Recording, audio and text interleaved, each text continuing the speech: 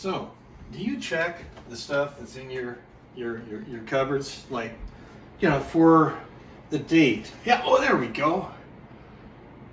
Well, that's not bad. That's October of 2021.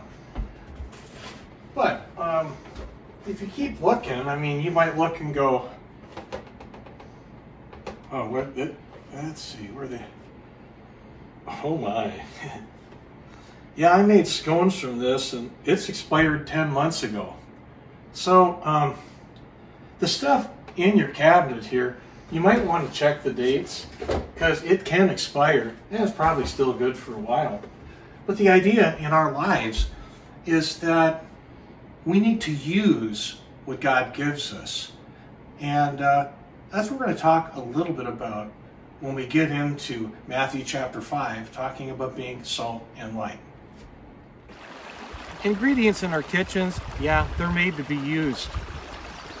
Refrigerator stuff, oh, that's in a league all by itself. If you lose something in the clutter in your refrigerator, depending on what it is, you might be alerted by a foul smell, and eventually that odor will clue you in to the leftovers that you left in there 4 months ago. Funny thing about the kitchen stuff, we use our kitchen in all kinds of weather. We prepare meals in spite of our emotional state. We may even eat more or less when we're stressed. You get the idea. But in America, you and I have so much that we have things in our pantries, cupboards, and refrigerators that could expire just because we prefer to eat out, or we bought more than we could use. We get it as far as physical resources, but do we really get it when it comes to spiritual resources? Like going to your kitchen to prepare meals to feed yourself and your family, we go to God to utilize the resources of God's kingdom. Sometimes we don't think of sustaining our spiritual life in the same ways we do our physical life. But to be healthy spiritually, we need to feed ourselves. And if we love God and love people, we're concerned about others being spiritually healthy too. In God's kitchen, there's more than enough for just your needs. There's enough to give away. The question is, are you letting the stuff that God gives you expire? Just kidding. He's not going to be reading. But Jesus did challenge his people on the topic of using resources in your spiritual pantry. In Matthew 5, verse 13, Jesus said this, "You are the salt of the earth, but if the salt loses its saltiness, how can it be made salty again? It is no longer good for anything except to be thrown out and trampled underfoot." Now, growing up in Minnesota offers long, cold winters, but it also offers some very humid summers. Funny how humidity can turn granulated salt into a brick of salt if it sits in that humidity long enough. If you're using salt and you shake it around and use it, it doesn't stick together. It doesn't have time, and it won't get stale. You know that God created us to be like salt? Salt, it flavors food. It also can preserve food. Salt has a purpose.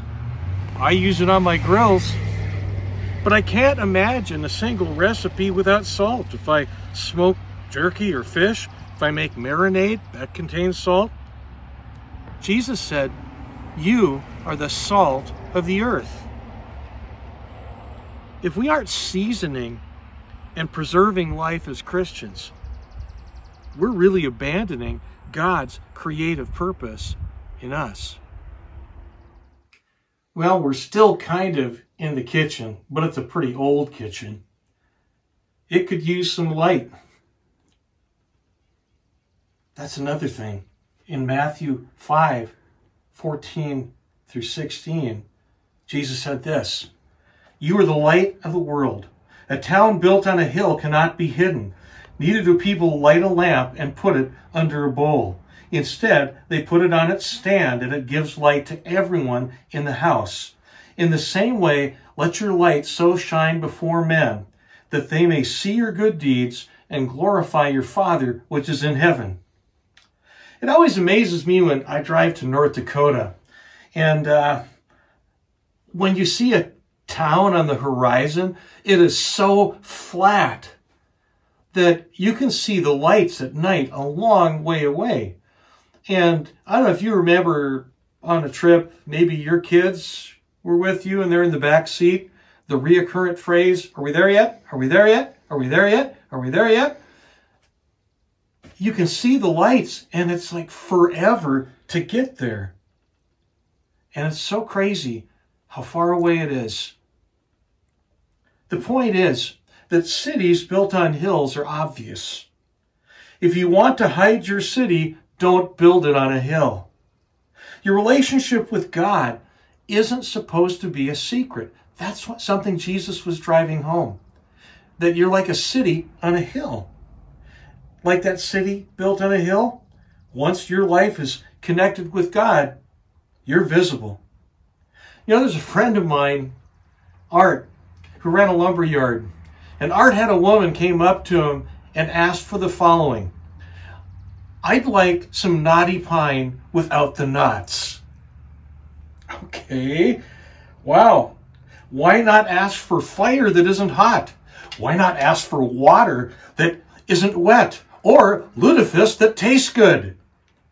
The Apostle John referred to Jesus as the light that came into the world. And Christians have been called children of the light. You know, at this point, it's a no-brainer. If the lights of a city on a hill are easy to find, in simple terms, it's easier to see, you can't hide the city. Jesus said, "You are the light of the world." At the time that this was written, lamps burned oil and were placed in a position to illuminate either a room like this one so you could see better, or outside.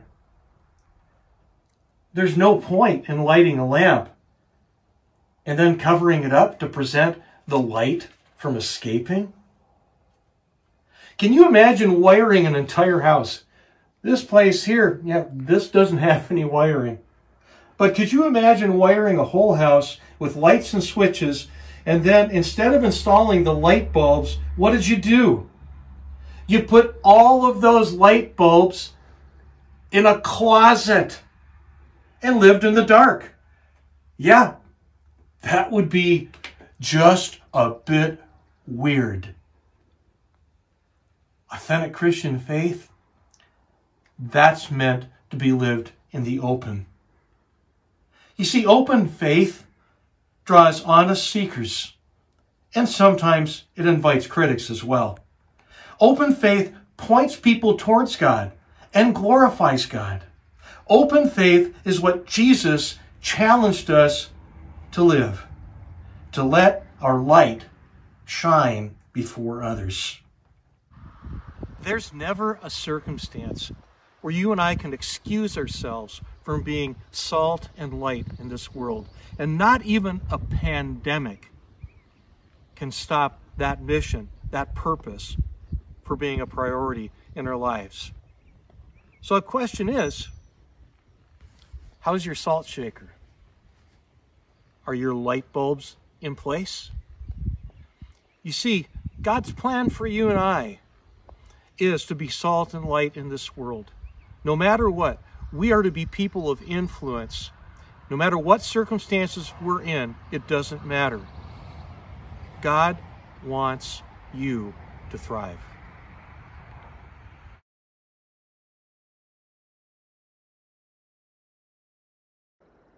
Describe what being salt and light means.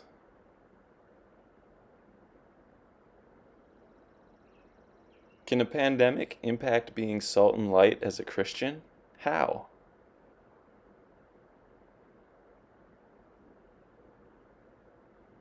What are the results of neglecting our spiritual purpose?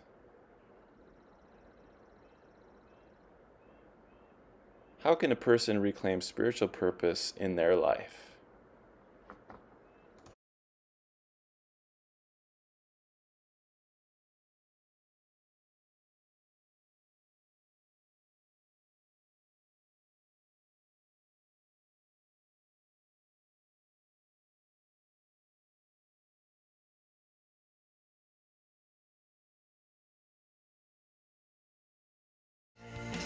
Thanks for watching. If you'd like to enjoy more by the Vineyard Church, like us on Facebook at www.facebook.com/The Vineyard Church Iron Range. Subscribe to our YouTube channel, The Vineyard Church Iron Range. Or visit our website, www.ironrangevineyard.org. Lastly, subscribe to our e-newsletter to stay connected. Do so by visiting our website and clicking subscribe to our e-newsletter on the homepage.